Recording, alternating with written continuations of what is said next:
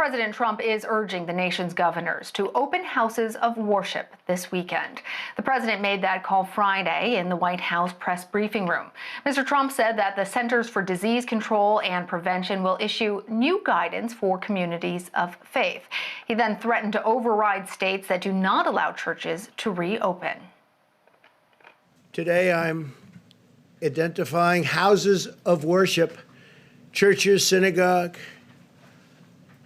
and mosques as essential places that provide essential services. Some governors have deemed liquor stores and abortion clinics as essential, but have left out churches and other houses of worship. It's not right. So I'm correcting this injustice and calling houses of worship essential.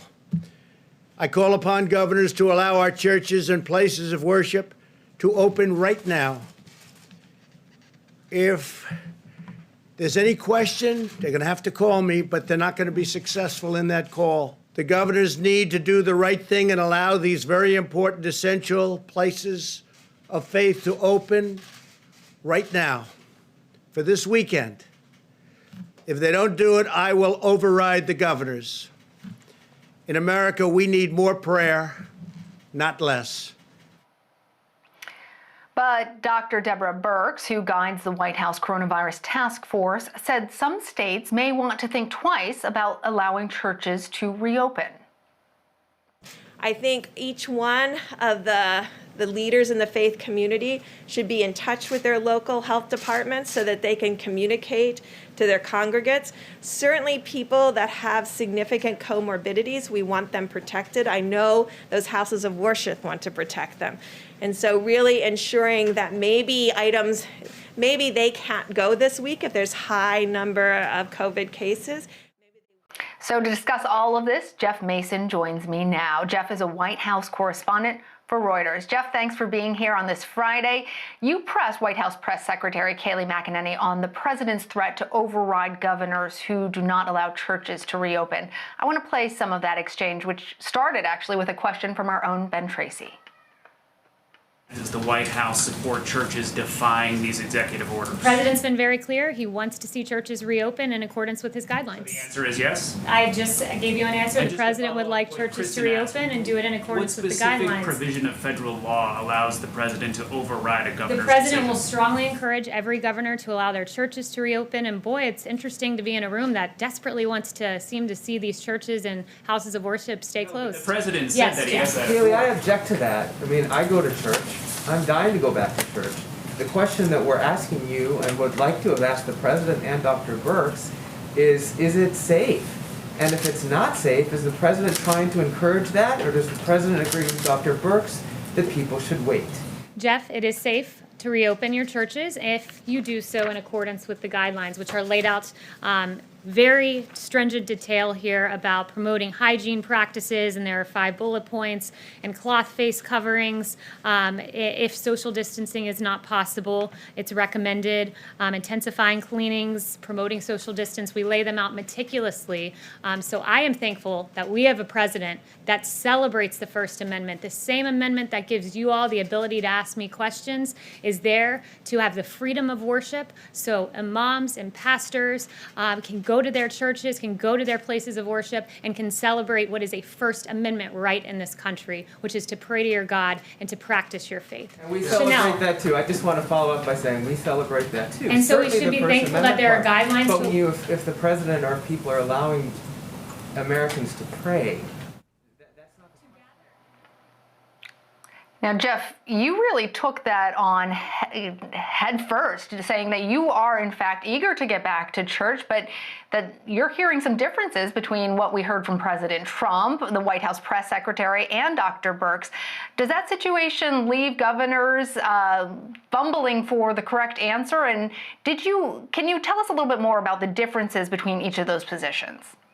Well, I think, thank you, Lana. I mean, there were 2 things that were articulated from that podium. There was the president's quotes, which you included in the opening, saying that all churches or all governors and states should allow churches and synagogues and mosques to open this weekend, and that he would overrule them if they did not allow that. And then you had Dr. Birx, who cast a more cautious tone and was saying people with comorbidities should not be going, or worship leaders should be in touch with their local officials about it. And it is a mixed message. It's also, yes, I mean, to your question, I think it does leave some question marks for governors as they're making these decisions. And the piece that I pushed back on, particularly with Kayleigh, was the suggestion that reporters in the room who were asking these questions somehow don't want places of worship to open. That's just not the case. It's our job to ask questions about it, and that's what I was pushing back on. That's a very good point. So, Jeff, why the push right now by the president to open houses of worship specifically? Well, it's a good question. It is Memorial Day weekend, and I think that the president is eager to see some sort of semblance of normality come back. The president has also been or has been courting evangelical Christians, other members of the religious community politically for his reelection campaign this year, and he did the same in 2016. That doesn't explain necessarily why he's doing it for this particular weekend, but it is a broader, I think, piece of him trying to reach out to those people. I mean, you saw in his opening statement him suggesting that states were closing things, or rather allowing things like liquor stores to be open, but not churches. That's a contrast that was meant very specifically for that audience. And I want to be very clear for our viewers. The president's talking about nationwide wanting to open these churches, not necessarily what we've heard before coming from the White House Coronavirus Task Force, which is on a case-by-case basis depending on infection rates. Is that right? Yes, that is right. I mean, the Dr. Birx, I think, made more, or showed a little bit more nuance there than the president did, but the president said all places of worship everywhere right now, which really is not in line with what the guidelines so far have suggested in terms of a phased-in approach. But it was important to him to get that done, and it is laid out, as Kayleigh sort of got to in her press conference, in the CDC guidelines. There are some specific recommendations about what places of worship should do before reopening. That's not what the president focused on, but there is detail about that in the guidelines that are now on their website. And Jeff, I also want to ask you about the comments that President Trump made on Thursday during a visit to the Ford plant in Michigan. He was asked about a potential second wave of infections. I want to play for our viewers first what the president had to say. Are you concerned about a potential second wave of this virus? People say that's a very distinct possibility. It's standard, and we're going to put out the fires. We're not going to close the country. We're going to put out the fires. There could be, whether it's an ember or a flame, we're going to put it out. But we're not closing our country. So, Jeff, we heard Dr. Birx discuss areas like Washington, D.C., Maryland, Virginia, Nebraska, and Minnesota, where there have been a high number of positive cases recently. Does the administration have a specific plan in place to deal with these hotspots? Well, that's a good question. I mean, they have really delegated treating these hotspots to the local officials, and it's interesting, honestly, the fact that the president said today that he would override governors if they don't allow churches and places of worship to open, because it's an example of sort of that tension that we've seen over the last 2 months over who really has the final say on things related to coronavirus.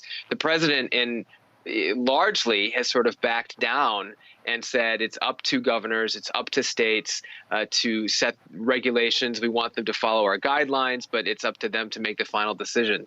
And so to your question specifically, that's, I think, what they would say right now about Washington, D.C. And some of these other hotspots. Well, and I also want to mention that a model by the Policy Lab at the Children's Hospital of Philadelphia predicts that parts of Texas, Southeast Florida, Alabama, and other areas of the South, which have been rapidly reopening, could in fact see a second wave of infections over the next month. Is there a sense from the White House that parts of the country may have to close down again? Well, I can't really answer that. I think that they are monitoring those things very closely. Certainly, Dr. Birx and her team are monitoring that very closely. I think the president doesn't want to talk about closing things down again, and you saw that pretty clearly, or heard that very clearly in his remarks in Michigan. He sees it as putting out fires when they arise, but not as a general effort again to lock the country down. Honestly, that's just a question that I think we won't be able to answer until we see what happens with this virus. The Dr. Birx did sort of put on a positive,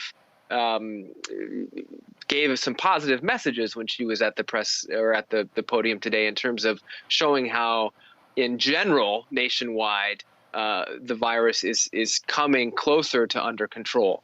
But doctors, both here at the White House, to your question, and around the country have warned that it could come back in the fall. So the president is acknowledging that, but also not wanting to, I guess, suggest that it's going to be as bad as it has been this spring. Well, we certainly hope that it isn't. I want to talk a little bit about travel. Yes. Vice President Mike Pence visited Georgia on Friday, as well as Florida earlier this week. And as we mentioned, President Trump visited Michigan on Thursday. He's also, as you know, visited Pennsylvania and Arizona in recent weeks.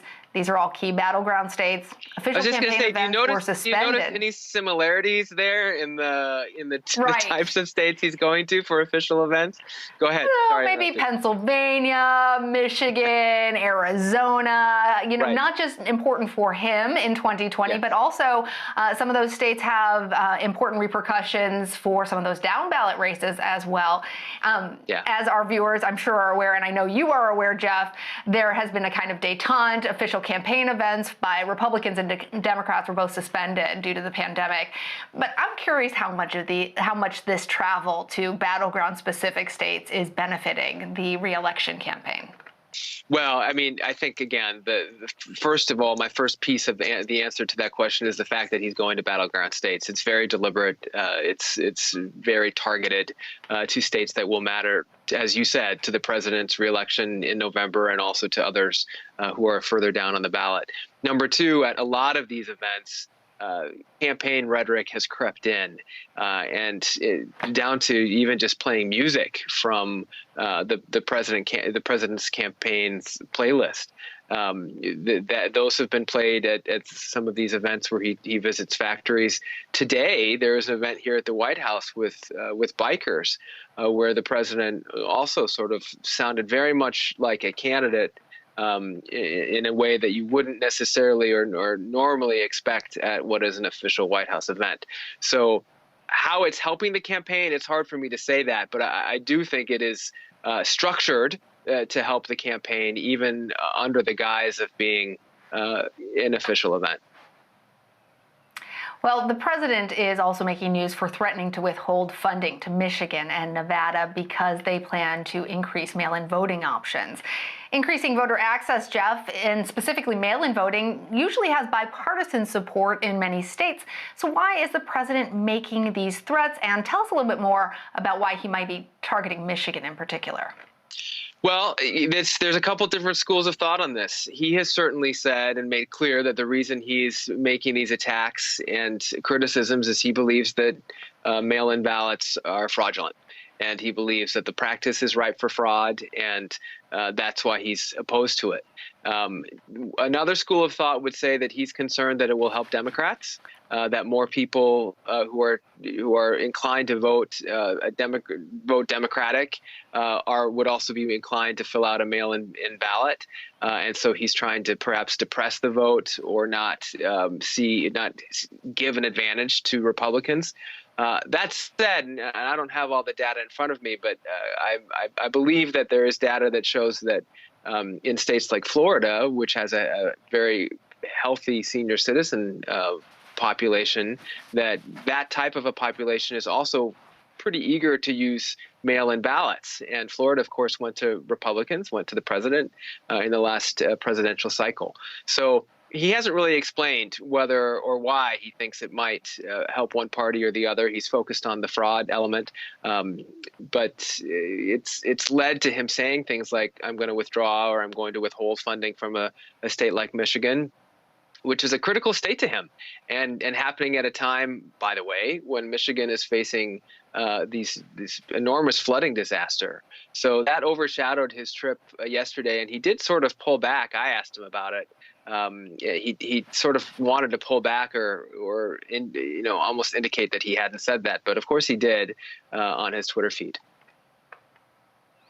Well, Jeff Mason, it's always so nice to talk directly to you. Let's hope that we are back in churches soon, that our country doesn't have a second wave of coronavirus, and that everybody gets the opportunity to vote in the upcoming election. Thanks for being with us. Hear, hear. Thank you.